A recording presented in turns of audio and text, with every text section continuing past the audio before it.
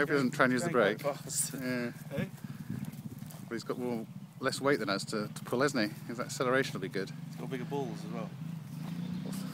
Or a lack of understanding. Lack of fear.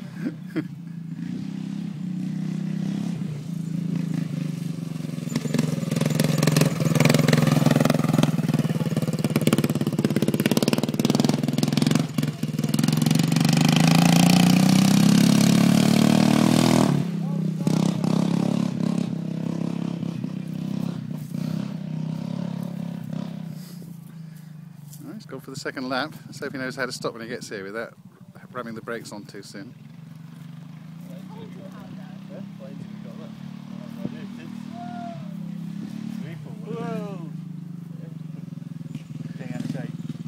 Chris has come too much as well.